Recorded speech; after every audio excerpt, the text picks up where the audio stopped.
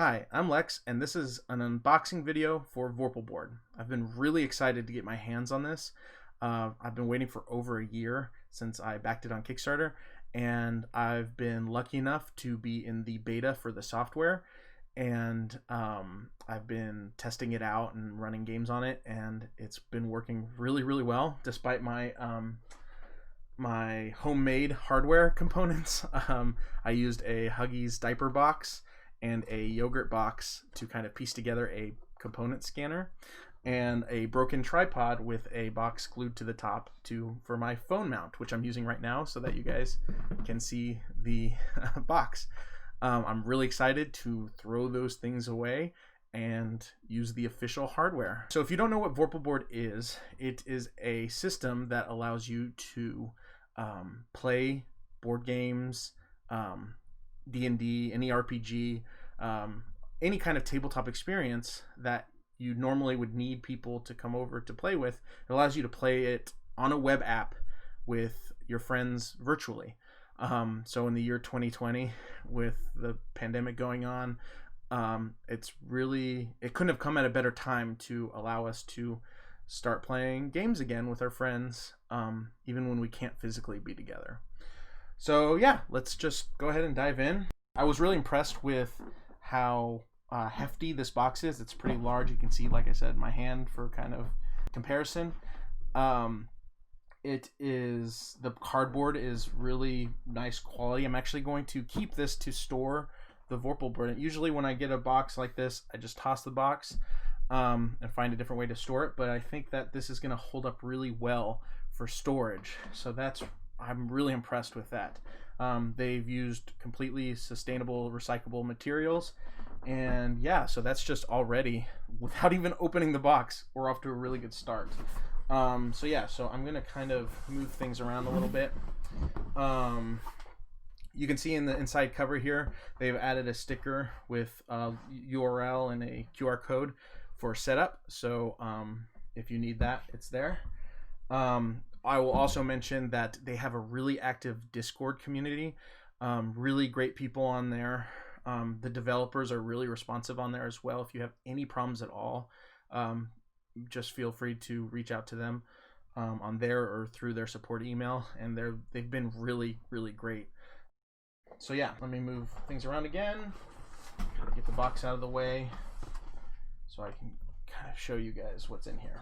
So starting out is some kind of component scanning aids. This allows you, if you're whatever you're trying to scan into the system is too big for the scanning box, this allows you to scan player mats and that kind of stuff. It's just cardboard. I'd say like mid-grade cardboard, nothing too fancy, but I would assume that means that you could print off more if you needed it. Here's some card holders 1 through 16, which just allows you to identify cards that you've already scanned in, that if you might not if you're not supposed to be aware of what they are. I've been using sticky notes, so this is going to be a welcome addition, so I can not use sticky notes anymore. Let's see if I can get this whole thing in the shot. This is the phone mount, and yeah, I would say it's pretty so far pretty impressive. As far as mounts go, I have a mount for my microphone. I'd say it almost looks like a very similar model. I don't know the details on that, but it looks very, very similar, like I said. The phone mount, the phone grip, just screws on, so it should fit any standard size phone. And yeah, the springs seem to work pretty well, and so yeah, I'm excited to get that set up. Let's see what else is in here.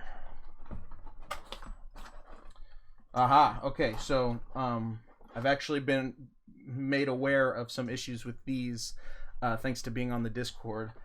I don't know if mine has it, but apparently some people were saying that for this clamp, you might get a defective one. Not everybody has gotten this, but if you do, just be aware that sometimes the screw can come out past the little disc and damage your table. So you definitely want to, if you get that, the first time you use it, try to maybe try it on a place that you're not going to care about. And if you do have a damage, reach out to them either on Discord, like I said, or you can reach out to them at hardware@vorpalboard.com is their email for getting help with that. But yeah, no, this just clamps right on your playing surface, tabletop or whatever, and will hold the phone mount. So the other little tiny issue, I think this is a little bit less common, is that this is the light puck that goes in the component scanner. It needs AAA batteries, doesn't come with it, so make sure if you decide to get this that you get AAA batteries.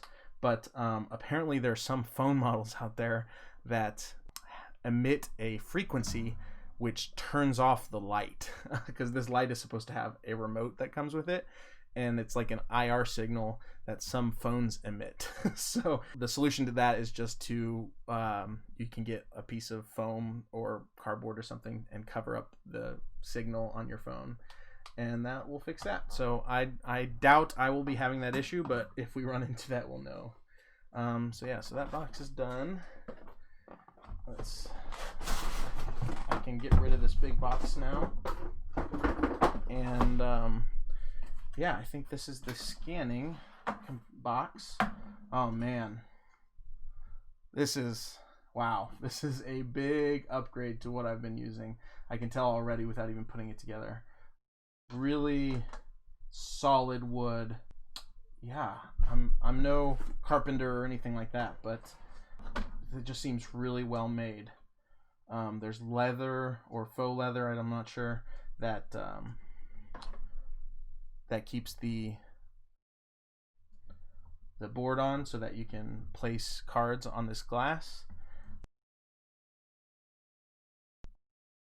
And yeah, I'm really excited to put this all together, and we can see. So I'm going to actually shut up now and just put this together, and I will fast forward it so that you guys don't have to see me. It should be pretty simple. It shouldn't take that long.